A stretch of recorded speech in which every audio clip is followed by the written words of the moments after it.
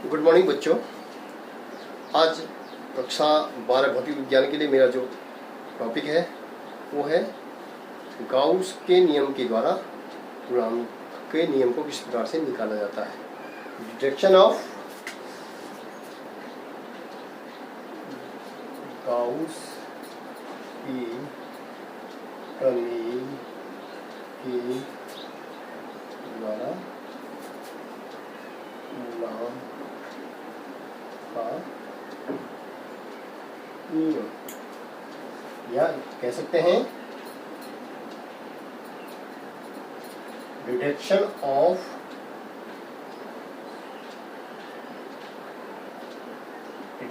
Coulomb's law from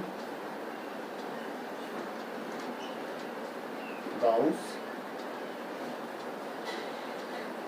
theorem. Gauss के नियम के द्वारा कूलॉम के नियम को किस प्रकार से निकाला जाता है।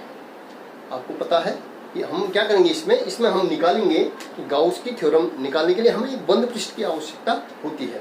तो हम क्या मानते हैं कि माना कोई बिंदु है O जहां पर कोई आवेश रखा है Q। इस बिंदु O से आप फिगर समझिएगा, जो फिगर में किया जा रहा है उसको जरूर लिखिएगा। मैं बार बार अपने वीडियो में इसको दोहराते रहता हूँ कि जो फिगर में करेंगे वही आप लिखेंगे। माना कोई बिंदु O है जहां पर कोई आवेश रखा गया है Q। इस बिंदु O से R दूरी पर कोई बिंदु P है जहां पर विद्युत क्षेत्र की तीव्रता आपको निकालनी है E। तो इस बिंदु P पर हम क्या मानेंगे, एक गाउसी पृष्ठ की कल्पना करते हैं। एक गाउसी पृष्ठ की हमने क्या कर दी, कल्पना कर दी। ठीक हो गया। बिंदु P पर हमने एक गाउसी पृष्ठ की कल्पना कर दी। अब यहाँ पर जो विद्युत क्षेत्र की तीव्रता होगी वो किसके, इस बिंदु P के अनुदिश, इसकी दिशा ये है। तो ये टोटल हमारा क्या हो गया, एक गाउसी पृष्ठ हो गया। और यहाँ पर विद्युत क्षेत्र, इस पृष्ठ के प्रत्येक बिंदु पर विद्युत क्षेत्र क्या होगा, समान होगा। अब इस बिंदु O से R दूरी पर जो हमने यहाँ पे एक गाउसी पृष्ठ बना, वो गोला बना है। ठीक है। अब इस गोले का जो पृष्ठ है, इस पृष्ठ के बिंदु P पर हम एक स्मॉल, जो हम बताते आ रहे हैं, एक स्मॉल सेक्टर आपने लिया, लघु खंड क्षेत्रफल यहाँ पे लिया, और जिसका क्षेत्रफल क्या है, डेल्टा S है, जिसकी दिशा विद्युत क्षेत्र की दिशा, माना ये बिंदु P है, इसको आपने क्या नाम दे रखा है, इस बिंदु को P, तो इसकी दिशा Pn हो जाएगी, जो विद्युत क्षेत्र की दिशा को दिखा रहा। दोनों की दिशा क्या है, एक दूसरे के अनुदिश है।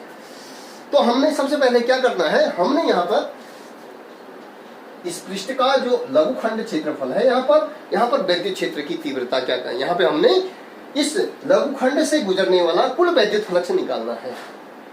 अब आप देख रहे होंगे यहाँ पर जो आप लिखेंगे, इतना लिखने के बाद विद्युत क्षेत्र E तथा लघुखंड क्षेत्रफल डेल्टा S के मध्य जो कोण होगा, दोनों की दिशा एक है, मतलब एक दूसरे के समांतर है, एक दूसरे के अनुदिश है। तो E तथा DS के मध्य कोण हो जाएगा 0 डिग्री, और 0 डिग्री होगा। ठीक है। तो डेल्टा S लघु खंड डेल्टा S से जाने वाला कुल विद्युत फ्लक्स कितना होगा, इसको आप ले लेंगे डेल्टा S। जो विद्युत फ्लक्स है, विद्युत फ्लक्स को किससे डिनोट करते हैं, फाई E से, वो भी डेल्टा में ही होगा। सूक्ष्म जो विद्युत फ्लक्स यहाँ इससे निकलेगा, इस छोटे से पृष्ठ से, तो ये हो जाएगा इंटीग्रेशन। ठीक है, ये हो जाएगा इंटीग्रेशन, विद्युत फ्लक्स हो जाएगा E डॉट डेल्टा S। ठीक है, इसको हम लिख सकते हैं E dot delta S cos, dot भी हट जाएगा, EDS कॉस थीटा। दो सदिश राशियों का अदिश गुणनफल cos ये d फाई। ठीक, अब आपका पृष्ठ हमारा चूंकि क्या है, गोलीय पृष्ठ है और बड़ा पृष्ठ है, अब हम कहेंगे कि इस संपूर्ण पृष्ठ से गुजरने वाला कुल विद्युत फ्लक्स, संपूर्ण पृष्ठ से गुजरने वाला कुल विद्युत फ्लक्स,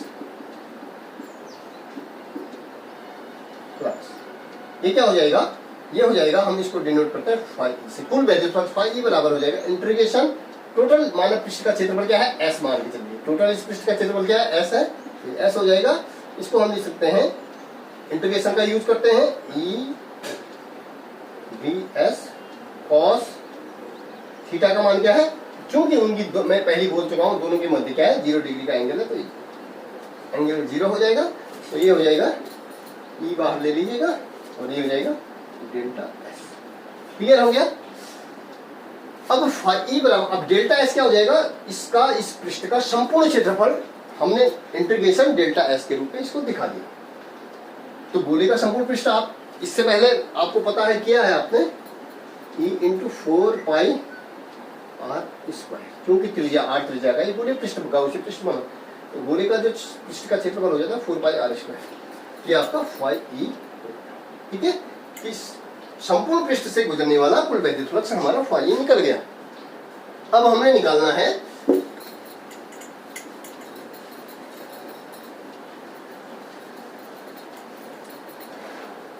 दूसरा, हम निकालेंगे जो गाउस थ्योरम हमारी क्या कहती है, गाउस थ्योरम कहती है कि किसी बंद पृष्ठ से गुजरने वाला कुल वैद्युत फ्लक्स, बंद पृष्ठ सपोज ऐसा है, ठीक है, वैद्युत क्षेत्र की तीव्रता इसकी जो है ई है, तो किसी बंद पृष्ठ से अकॉर्डिंग टू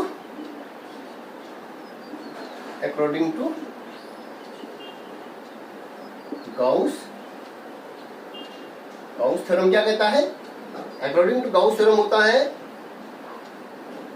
इसके अनुसार बोलेंगे फाई ई बोलिएगा, या टोटल फाई ई किसके बराबर होगा S E dot delta S is equal to क्या हो जाएगा 1/ε0। इसका गुना होता है इस बंद पृष्ठ से घिरा हुआ कुल आवेश कितना होगा, पृष्ठ से घिरा हुआ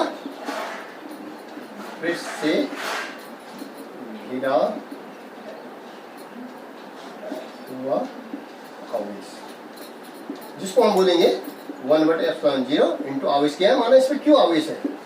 ठीक हो गया, तो ये फाई बराबर आपका, ठीक है, उससे पहले आपने ये दिखाया था, और ये फाई इतना निकला, गाउस के थ्योरम के अनुसार वैद्युत संपूर्ण पृष्ठ से गुजरने वाला कुल वैद्युत फ्लक्स फाई है, और जो हमने निकाला, जो संपूर्ण पृष्ठ निकाला था, इसके अनुसार वो हो जाएगा आपका, दोनों फाई बराबर है, तो वो हो जाएगा गाउस के नियम के अनुसार, तो ये हो जाएगा 1/ε0 into Q is equal to, हमारा निकला था E into 4 pi R square. ठीक है, अब हमारा जो है हमने क्या निकालनी है, वैद्युत क्षेत्र की तीव्रता यहाँ पे निकली, ई बराबर हो जाएगा, ठीक है, 1/4 पाई ε0 2/r²। ये हमारा चित परिचित सूत्र आपको दिख रहा होगा कि किसी बिंदु आवेश के कारण किसी बिंदु पर वैद्युत क्षेत्र की तीव्रता हमारी ये निकलती है। ये चित परिचित हमारा इतने समय से हम पढ़ रहे हैं, ये हमको पता होना चाहिए कि किसी बिंदु आवेश के कारण किसी बिंदु पर वैद्युत क्षेत्र की तीव्रता है। हमने निकालना है गाउस थ्योरम के द्वारा कूलाम का नियम, किस प्रकार से निकालेंगे। ठीक हो गया। अब हमने क्या सोचना है इस पे, लेट अस कंसीडर,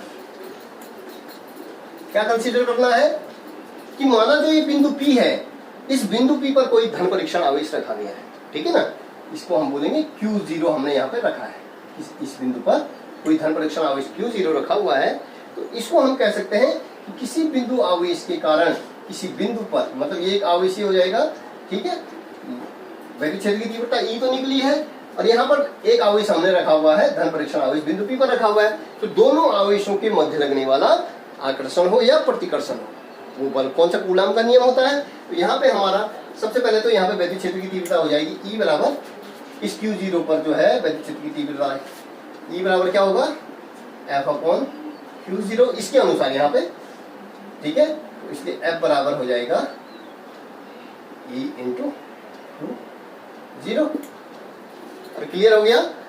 इस बिंदु पर मैंने क्या माना कि ये कोई धन परीक्षण आवेश क्यू जीरो रखा गया है, तो यहाँ पर जो वैद्युत क्षेत्र की तीव्रता होगी, यहाँ पर जो लगने वाला बल होगा, इस पे कितना बल काम करेगा वो हो जाएगा ई बराबर एफ अपॉन क्यू जीरो। ठीक है, इसलिए एफ बराबर ई इंटू क्यू जीरो। अब आप निकालेंगे बल। अब यहाँ पर रखेंगे एफ निकालना, आपने कूलॉम का नियम निकालना है, तो ई का मान क्या है, निकाला था हमने अभी 1/4 पाई एप्सिलॉन 0 इंटू क्यू बटे R square into Q zero. ठीक है, तो ये हो जाएगा एफ बराबर 1/4 पाई एप्सिलॉन 0 क्यू जीरो बटे आर स्क्वायर। यही जो है आपका कूलॉम का नियम का सत्यापन, इसके द्वारा गाउस की प्रमेय के द्वारा।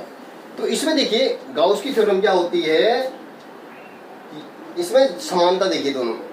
ये भी जो है गाउस का नियम जो है में क्या है, गाउस की जो थ्योरम होती है वो कूलॉम, गाउस की थ्योरम से हम कूलॉम के नियम का क्या कर सकते हैं, सत्यापन कर सकते हैं। तो इस वीडियो को आप देख करके इसको यदि आपको समझ में आता है तो आप इसको जरूर जो है समझ में आने के बाद इसको जो है लाइक भी कीजिएगा, शेयर कीजिएगा और इसको सब्सक्राइब जरूर कीजिएगा, ताकि YouTube के मुख्य पेज पर आने के लिए मुझे और आसानी हो सकती है आपके सब्सक्राइब के द्वारा। बहुत बहुत धन्यवाद। Thank you.